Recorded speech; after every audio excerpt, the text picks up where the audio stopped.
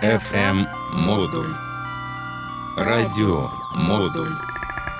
The hidden composer in residence. Радиодом. This is what I bring. Skin. Good morning, Holy Spirit. Buongiorno, Spirito Santo.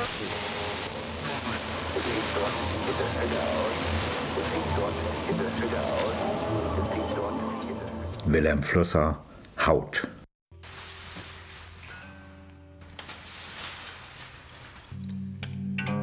Dermatologie handelt von Hautkrankheiten. Das genügt nicht. Wir brauchen eine breitere Dermatologie, eine Wissenschaft von der Haut als Grenze zwischen mir und der Welt. Und einen Atlas, welcher Landkarten der Gegenden bietet, durch welche die Grenze läuft. Wir brauchen eine Dermatologie, die eine Anthropologie ist, eine Wissenschaft vom Menschen. Und einen Hautatlas, der Karten unseres In-der-Welt-Seins bietet. Um eine solche Wissenschaft und einen solchen Atlas zu haben, müssen wir unsere Einstellung ändern. Wir müssen oberflächlich werden. Die Oberflächen und nicht die angeblich darunter verborgenen Geheimnisse müssen uns interessieren. Wir müssen uns auf den Schein konzentrieren. Nur wenn wir auf die Bedeutung oder Erklärung des Scheinbaren verzichten, wird uns die Oberfläche Haut erscheinen. Denn das Geheimnis ist nicht verborgen. Es liegt an der Hautoberfläche. Nicht wie die Haut ist das Geheime, sondern dass sie ist. Das Geheimnis ist nicht, dass ich bin oder dass die Welt ist. Das Geheimnis ist, dass ich in der Welt bin. Denn ich und Welt sind ja nur theoretische Erklärungen meines In-der-Welt-Seins. Aber das ist unerklärlich, weil es konkret ist.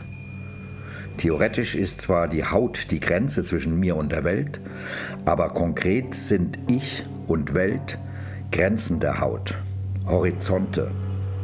Lasst uns konkret, oberflächlich, das oberflächliche Geheimnis Haut betrachten.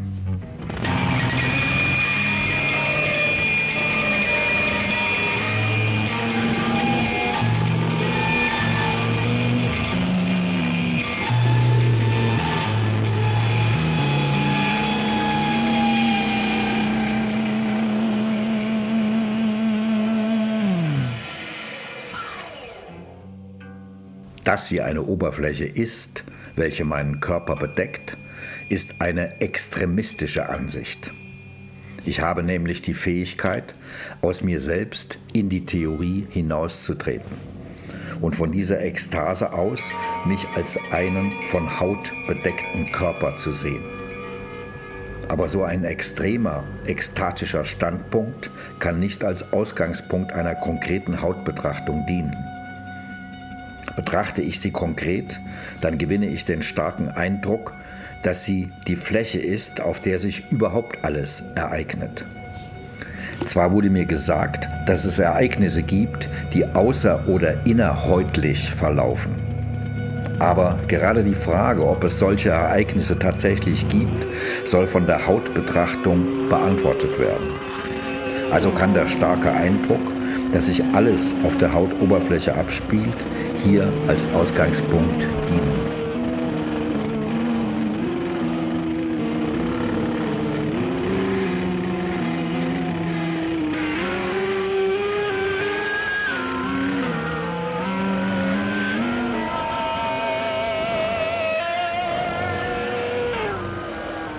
Das Abzusondernde ist eine andere Möglichkeit der Haut und wird erst beim Absondern wirklich. Die Gesamtheit des Abzusondernden ist der innere Horizont der Haut und kann meine Freiheit genannt werden.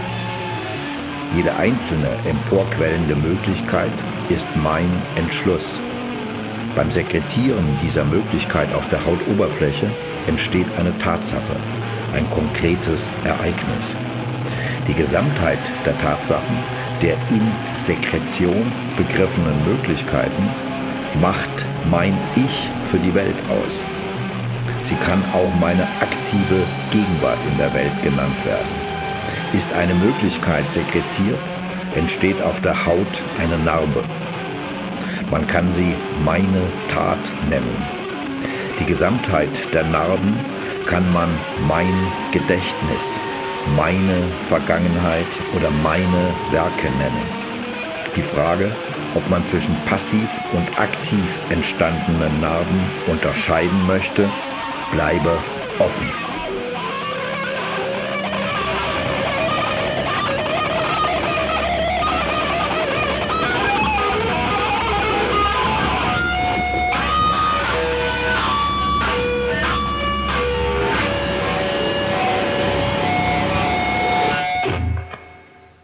Geier gleich schwebe mein Lied.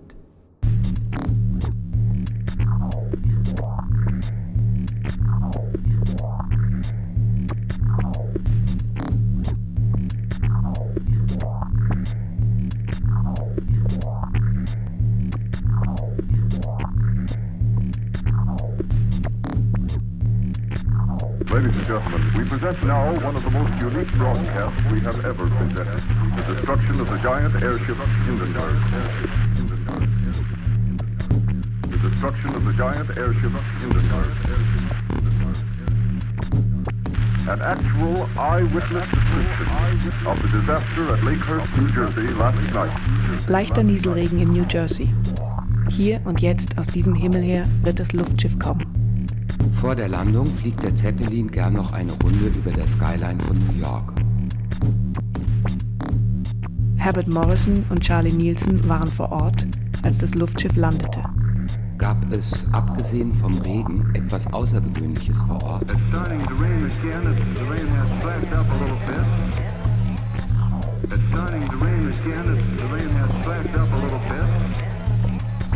Morrison and Nielsen were at Lakehurst with their recording apparatus when the giant airship floated in, and they were hard at work, describing the scene and making a reference recording of it when the disaster occurred. Get out of the way, please. It's burning, bursting into flames, and it's falling on the mooring mast and all the folks between us. This is terrible. This is one of the worst catastrophes in the world. Dies ist eine der schlimmsten Katastrophen der Weltgeschichte. It's a terrific crash. 400 feet into the sky. It's a terrific crash. 400 feet into the sky. It's a terrific crash, ladies and gentlemen. The smoke and the flames now, and the frame is crashing to the ground. All the humanity and all the prayers are just screaming around you. I told you, I can't talk to people. His friends are on there. I can't talk, ladies and gentlemen. It's still smoking and flaming and crackling and banging down there. 400 or 500 feet into the sky, it's a terrific crash. 400 or 500 feet into the sky, it's a terrific crash. I can hardly breathe. I'm going to step inside where I cannot see it. Charlie, that's terrible. Listen, folks, I'm going to have to stop for a minute because I've lost my voice. This is the worst thing I've ever witnessed. Es ist ein schrecklicher Anblick. Oh, die Menschheit und all die Passagiere. Oh, the humanity and all the passengers. 500 Meter loderten die Flammen in den Himmel, aus dem das Luftschiff kam. 400 or 500 feet into the sky, it's a terrific crash. 400 or 500 feet into the sky, it's a terrific crash. I've sort of recovered from the terrific explosion and the terrific crash that occurred just as it was being pulled down to the mooring mast. There's still smoking and flaming and crackling and banging down there. And I don't know how many of the ground crew were under it when it fell. Still smoking and flaming and crackling and banging down there. And now, friends, I want to tell you, I'm back here. I want to tell you that the wreckage is still flaming out there, but I have some very good news for you. I just came from the front of the building where they have set up an emergency station, and they claim that between 25 and 30, that is the estimate, between 25 and 30 are saved out of the wreckage. Der Cockpit Voice Recorder befindet sich an Bord jedes Flugzeuges. Empedocles, Fragments. Empedocles 1. The porous skin as a boundary and as a connection. Empedocles did not make a fundamental difference between understanding by the mind and sensual experience. Happy springtime of the mind, when reason still dreamt, and the dream thought, when science and poetry were the two wings of human wisdom. Empedocles understood sensual perception as a reciprocal flow from outside to inside and from inside to outside. Democritus, Epicurus and Lucretius later developed these ideas and connected them with the thinking of flows in finest particles, atoms, which met in simulacra to form filigree structures of perception. From all things, human beings, living beings, the earth, the stones, or the sea, according to Empedocles, streams flow out incessantly. In case of their mutual compatibility, they meet in the event of successful perception. In order for this event to succeed as a sensation, all things and living beings are equipped with the finest pores at their outer limit that is their skin. Empedocles does not form a hierarchy between the senses, but each sense has its own pore structure, through which only that which is intended for it passes. This is precisely why one sense cannot distinguish the objects of another, because the pores of one sense are relatively wide and the pores of the other are relatively narrow for the object of perception, so that one sense can pass through without making contact and the other is not able to penetrate at all. The event of perception thus becomes conceivable as a sensational mutual projection. Passion in the double meaning of suffering and being passionate, energetically connected by the power of affection or separated by the power of hate. This also contains the idea of a double observer whose encounter with chaos is so urgently needed. The senses, as external observers, correspond at the border, the porous skin, with the observing agent from within, who makes the current flow out of the body and organizes it. Then skin will separate the poem paper.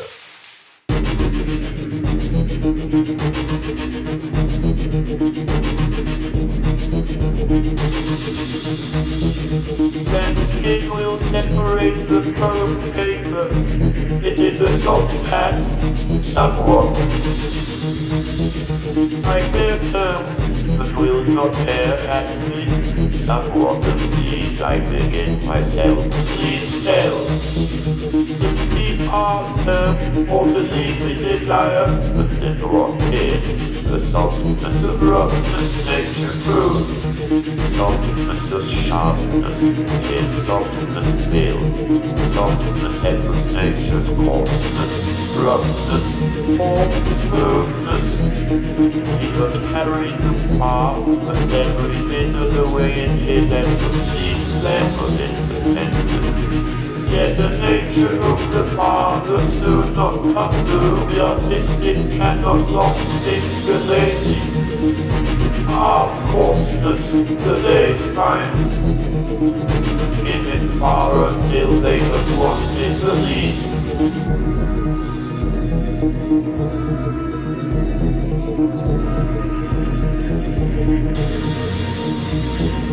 I will therefore discriminate nothing further, but highly attach objects who may be opposite, in our spirit, and in ardent living, mistake lots and letting hearts of these beats. Has not been to know it, I said, live to think my words. It is hard because it's privacy to learn. You should be your own houses, earths and youngs. Instead of sense, he turned the good warden, the stones of the brick.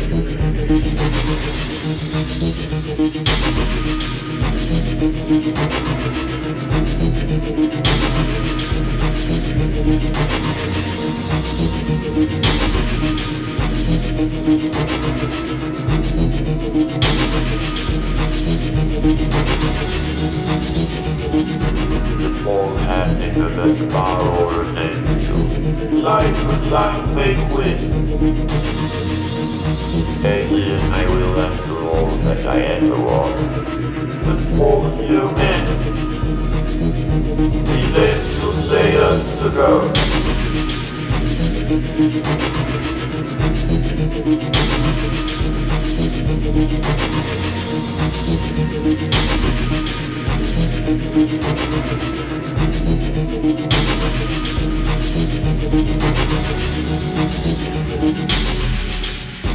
Softness head with nature's coarseness, roughness, or smoothness.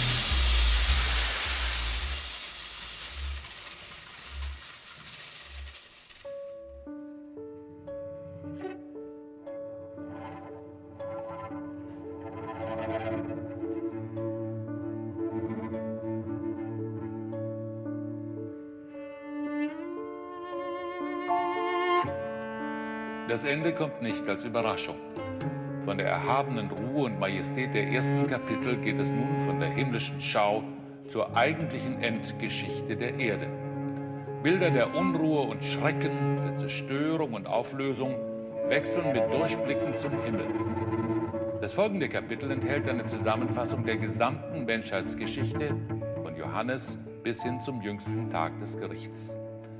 Die beschriebene Lösung der 7 Siegel deutet auf die Auflösung der irdischen Lebensmöglichkeiten hin.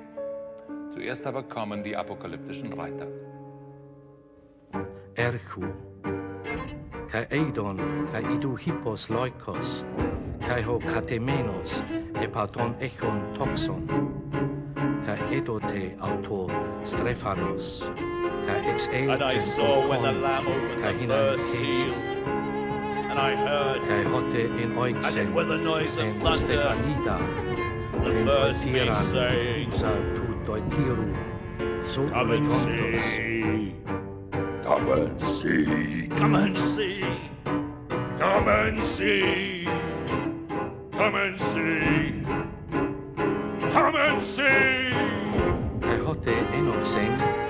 And I beheld a white horse, and he that sat on him at a bow, went forth conquering and to conquer. And when the Lamb opened the second seal, I heard the second beast saying, come and see, come and see, come and see. And I beheld a red horse, and he that sat on him was given a sword, and the power to take peace from the earth, and that they should kill one another. And when the Lamb opened the third seal, I heard the third beast say, come and see, come and see, come and see. And I beheld a black horse, and he that sat on him had a pair of branches to ruin all mankind. And when the Lamb opened the fourth seal, I heard the fourth beast say, come and see, come and see, come and see, come and see. And I behold a pale horse, and he that sat on him was named Death, and hell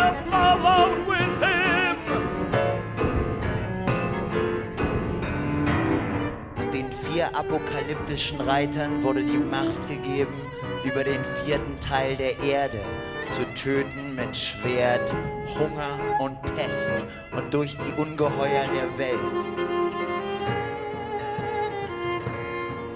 Kai hote enoxen, den pempten, sfaragida, edon hypokato, turtis jasteru. Und als das 5. Siegel geöffnet ward, sah er die Seelen der Erwürgten, die schrien, warum wird unser Blut nicht gerecht an denen, die auf der Erde wohnen? Kai edon hote enoxen, den sfaragida, den ekten, kai seismos, und als das 6. Siegel geöffnet ward, wurde ein großes Erdbeben und die Sonne wurde schwarz wie ein häherner Sack und der Mond ward wie Blut und die Sterne fielen auf die Erde. Kai hoi astiris tu uranu episan esten gain. And the sun became black as sackcloth of hair, and the moon became as blood, and the stars fell onto the earth, and the heaven departed, and the mountains and islands were moved out of their places. And the kings and the mighty and the bondmen and the free hid themselves in the dens and said to the mountains, fall on us and hide us, for the great day is come, and we should stand together. Und die Berge fielen auf Mächtige und Freie, denn der Tag war gekommen. Das hält ja keiner aus.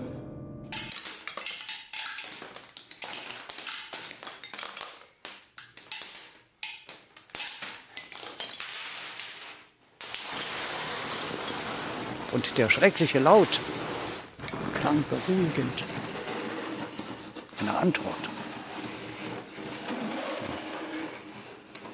Empedocles 2, seeing the inner fire and the waste. For Empedocles, the eyes were the work of Aphrodite. It is their example that makes it clear what Empedocles tried to grasp as successful perception with the work of love. That exuberant exertion that Georges Bataille formulated metaphorically for his economy within the framework of the universe, using the example of the sun. The sunbeam that we are, in the end, finds the nature and meaning of the sun again. It must give itself away, lose itself without calculation. A living system grows, or it wastes itself for no reason. An effective alternative to the productivity mania of the global economies, which are also driving the new economy of the time in which we are living now, and in the foreseeable future with the acceleration technologies. Poetic practice has an approach to this. It accepts the loss in waste. It is said that Empedocles walked through the streets of Agrigento in Sicily with a princely expression, a golden ring in his hair crowned with laurel, with bronze sandals on his feet. To perceive perception as a flowing activity presupposes, as with a wasting planet, the immense wealth of an inexhaustible energy blazing inside. Empedocles, who called the air a cloud collector, wrote his most beautiful and at the same time most incomprehensible passage about the nature of the eye and the activity of seeing. As if someone with the intelligence to go out prepared a lantern, a glowing fire through the winter night, by fixing lampshades that rappel all kinds of winds, scatter the breath of the winds when they blow. The fire leapt out through them to the extent that it expanded more finely and shone constantly on the threshold with untiring rays. In the same way, love covered the prehistoric fire, enclosed in little skins, the round-eyed doll in the finest winds. They were just pierced with tubes of divine design. These protected against the depth of the rippling water all around, but the fire constantly leapt through them as it expanded more finely. The anatomical decomposition of the eye into the components of the retina, the ocular fluid, the pupil, and the uvula, Empedocles connects poetically with the most important basic condition for his perception of the other. You, as yourself, to be able to grasp activity that is constantly flowing, requires the richness of an energy that is blazing inside and that does not dry up.7 layers ago.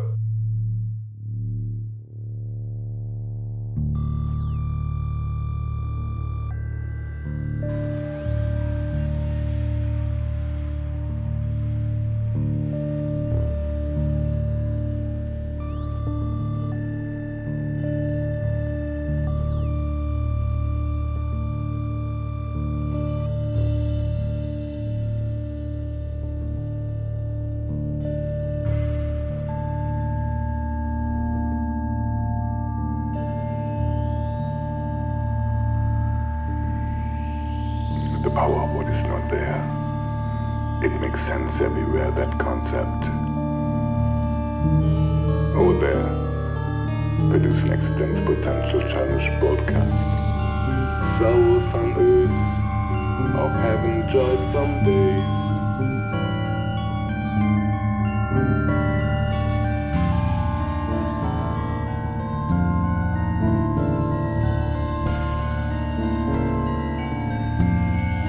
The electricities must make equitations.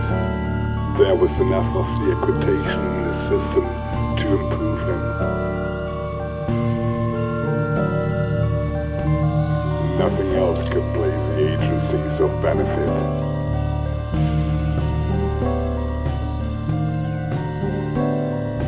Quantum fractional statistics perish. Pain in the time of slothfulness cannot develop thee.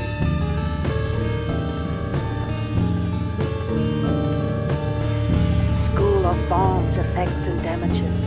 In way he wires us to ruin and beam the structure, but that is the very unconsciousness from a symptomatic event. Why absence of sieges were provoked? That is, I have a symptomatic or acute cause to myself. Awareness, partial or not, brief. Sounds like nothing. Nonsense, just non-communication. To see myself killing. When they go to nonsense, it will be quite another paradox of repeating nonsense.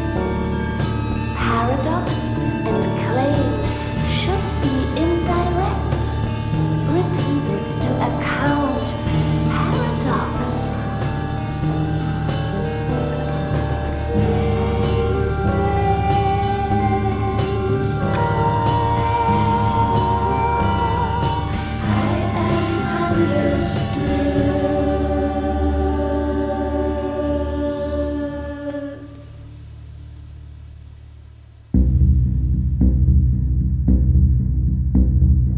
Those Greeks were superficial from profundity.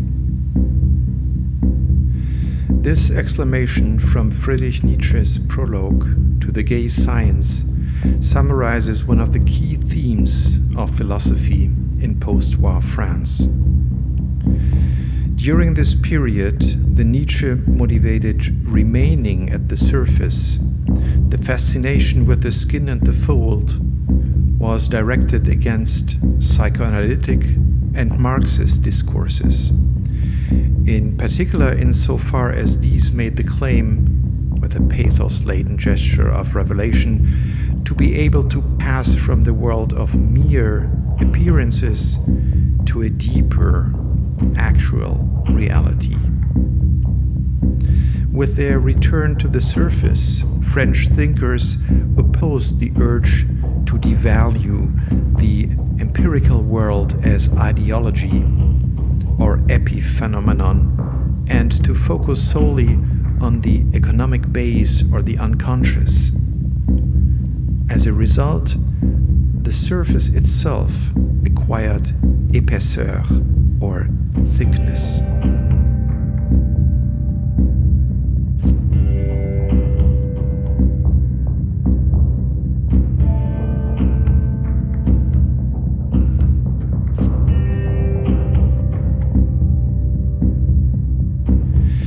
Take Jacques Derrida's reflection on the tympanon, in which philosophy as a discourse that attempts to control the borders to the other is deconstructed by drumming.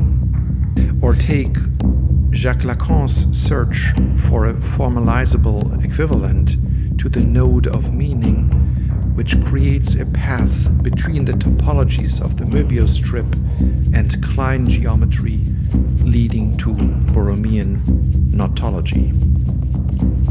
Or eventually take Jean-François Lyotard and his libidinal economy, which starts with an opening of the libidinal surface, dismantling the human body like the leg of an old pair of trousers is cut open by a dressmaker's scissors.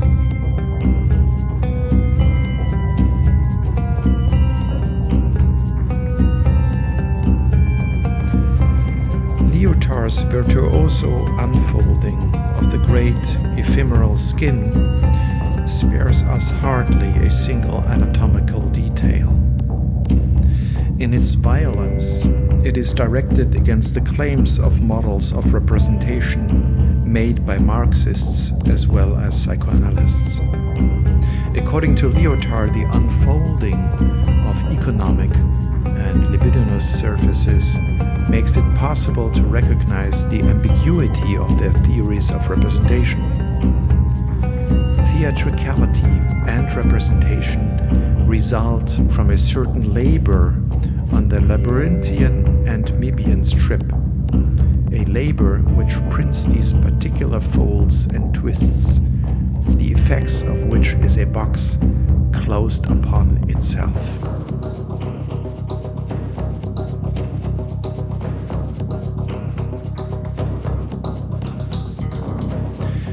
Gilles Deleuze subscribes to this line of argument when drawing on Simondon's theory of individuation in order to specify the topology of cerebral space. Already in his Logic of Sense, Deleuze depicts his own philosophy as a kind of topology and/or geology. Even psychoanalysis, he says, has to proceed geographically before it is able to focus on the history of an individual. Before anamnesis, it shall investigate the different regions and/or layers of a person. In later works, Deleuze will call his own undertaking a geophilosophy, a general dermatology and an art of surfaces. But already in The Logic of Sense, he says, the entire biopsychic life is a question of dimensions, projections, axes, rotations, and foldings. Which way should one take? On which side is everything going to tumble down, to fold or unfold? Wir durften nicht mucksen, so hieltet ihr uns, und ihr wart doch gewiss nicht zu loben. Wir durchschauten euch wohl. und wir ahnten nichts Gutes. Und da kam denn, wenn wir zu Hause still saßen, zu Ohren uns oft, wie verkehrt ihr die wichtigsten Dinge behandelt.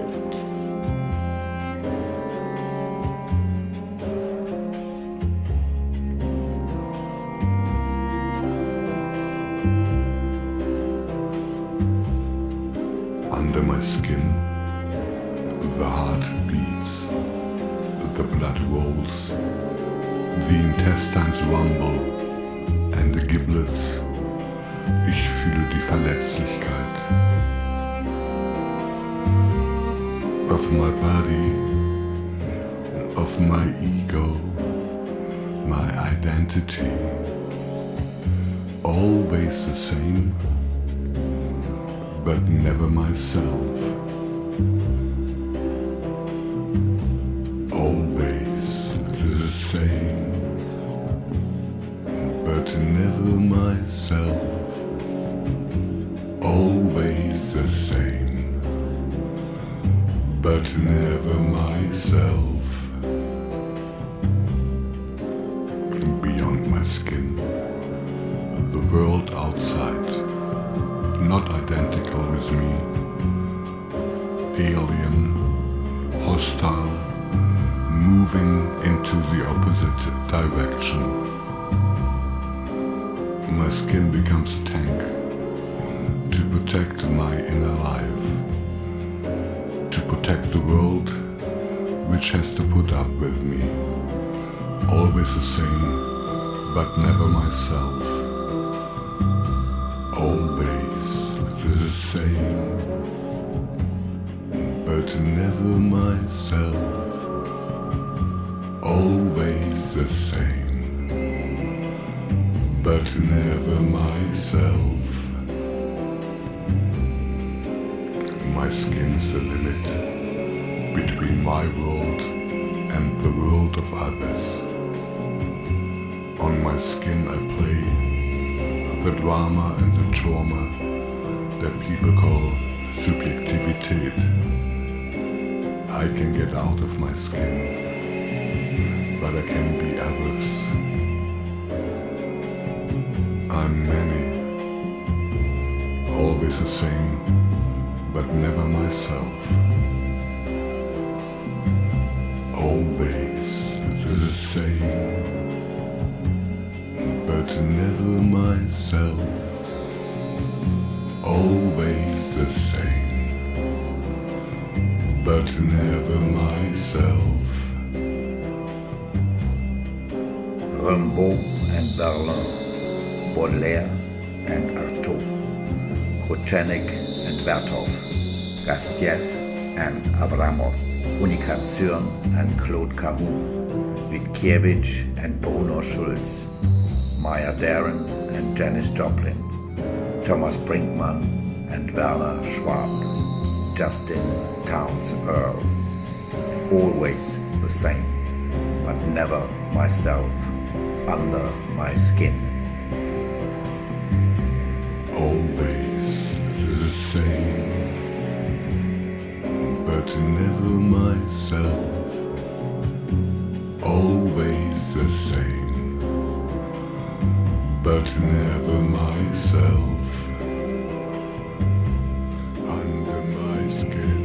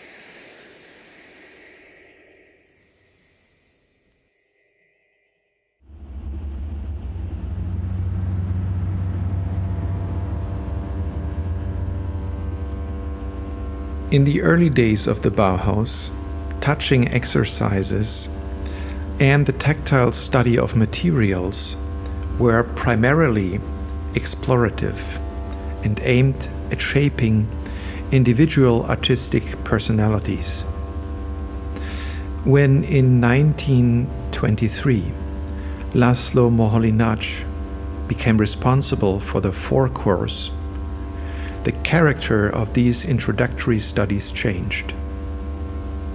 The touching exercises now served instead to make the education of aspiring artists, designers, and architects more scientific, a goal pursued in the Soviet Union in the 1920s as well. With custom-made tactile tables, Moholy in fact combined the touching exercises with an effort to develop and employ aptitude assessment procedures of the kind that contemporary applied psychology used to explore and document the tactile capacities of job candidates with greater precision.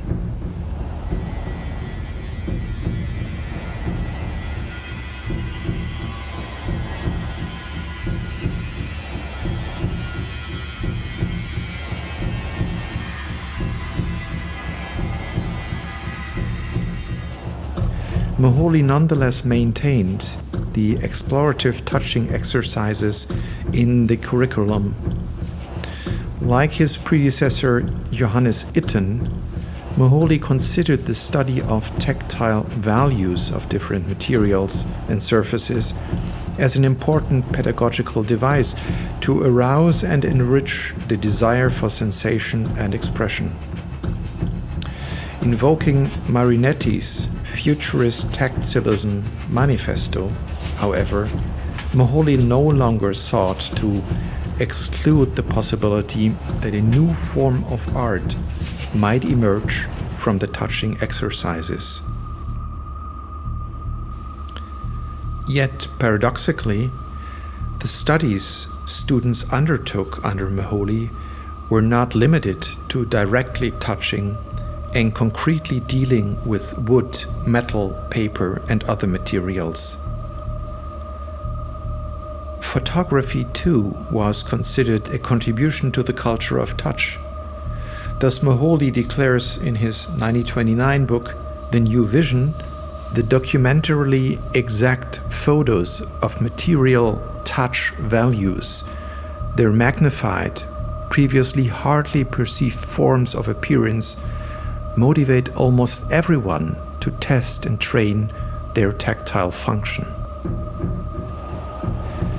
In many respects, Moholy's obvious fascination with the exact magic of the finest tissue recalls the Micrographia by Robert Hooke, in whom the early modern microscope had triggered a similar enthusiasm about the surfaces and textures of the most varied of materials.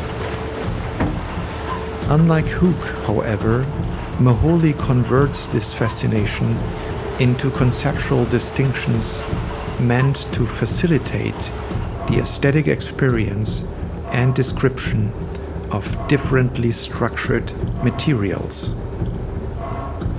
Stimulated by the theory and practice of Russian constructivism, he distinguishes the structure of a material from its texture and facture. Moholy defines structure as the unalterable manner in which the material is built up. The geological layers of a mountain range, for example, or the fibrous consistency of paper. Texture, in turn, refers to the organically resulting outward surface, its setting or envelope.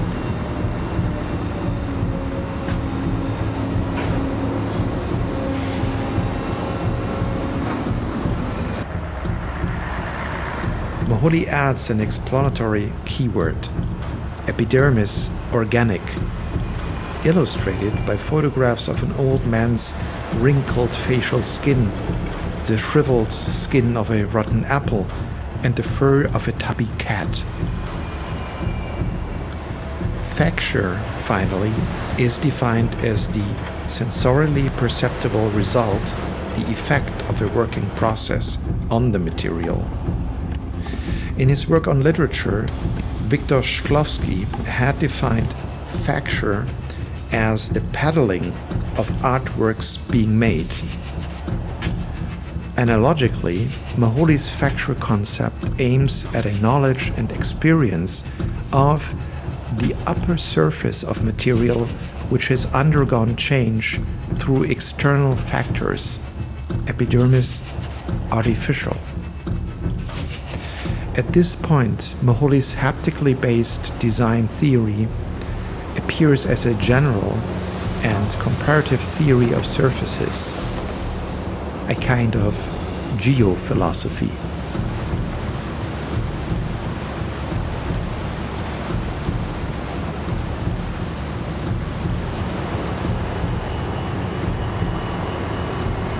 Sie haben nicht vergessen, wie man umgeht mit dieser Maschine. Nehmen Sie Ihre Hand nicht weg. Nicht, dass ich für Sie etwas empfände. Es ist meine Haut, die sich erinnert.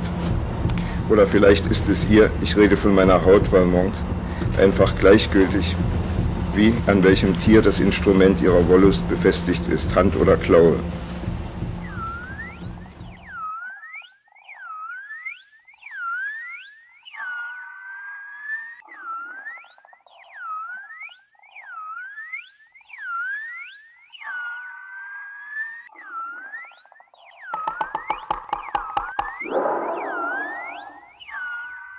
Redwood flower.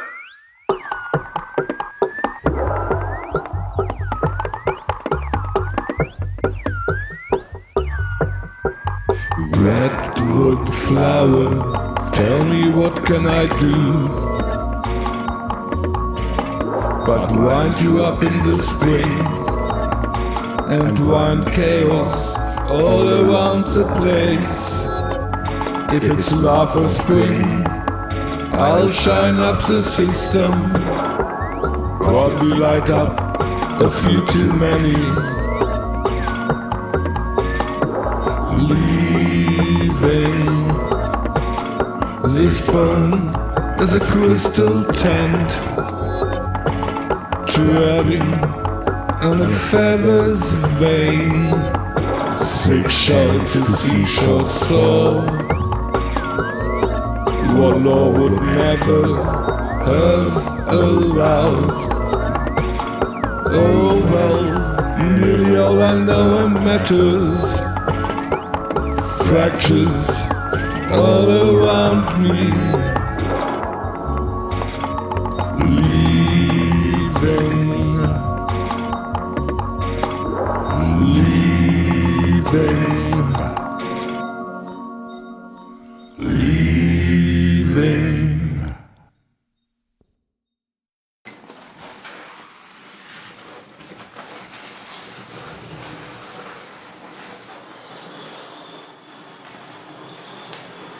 Empedocles 3. Listening, the fleshy twig in the ear. Locusts carry the hearing organs on the insides of their knees, on those limbs that are particularly necessary and burdened for their erratic way of life. It is only recently that physiological research has rediscovered that the ear itself is actively involved in perception by emitting sound from the inside, even when there is no sound source coming from outside. These sound emissions can even be measured. And using the example of the so-called Tartini tone, it has been discovered that our auditory organ is also capable of producing virtual tones. The simultaneously played tones of two sides of a violin, for example, produce after some repetition a third tone in the ear, which physically does not exist outside the ear. Giuseppe Tartini, the great Italian violin virtuoso and composer, dreamt one night that he made a pact with the devil. From this dream he drew the inspiration for his Sonata del Diavolo, which repeatedly contains such double animations for the terzo tuono, the virtual third tone. Hearing, for Empedocles, is essentially a sensation inside the ear. It grasps it completely physically. The perception of sounds, Empedocles says, comes from the inner noises, when the inner air set in motion by sound produces a sound. He understands the auditory organ itself as a fleshy branch. He compares it to the resonating body of a bell, which produces the same sounds as the noisy things and creatures on the outside. Listening requires an inner movement. By setting the inner air in motion, it strikes the solid parts, the bell's skin, and produces the sound.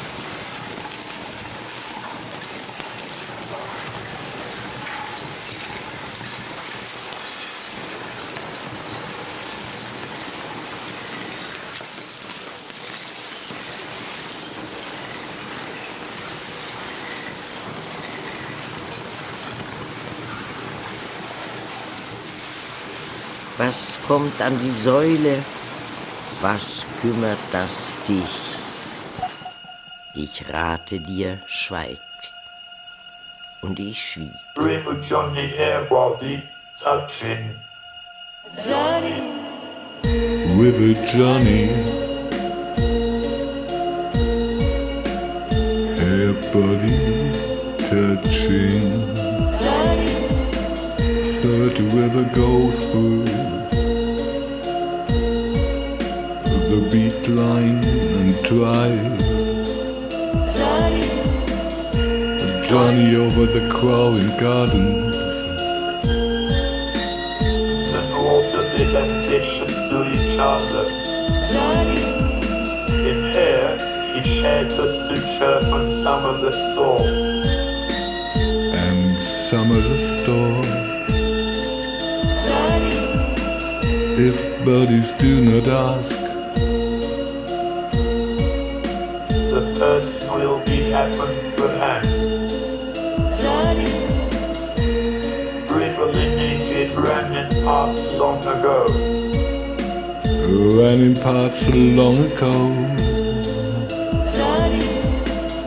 The craft beat not works back. The craft beat not works back to the hand. To the hand. In not to drink. She worked. God in angel hand. She worked. God in angel hand. She worked.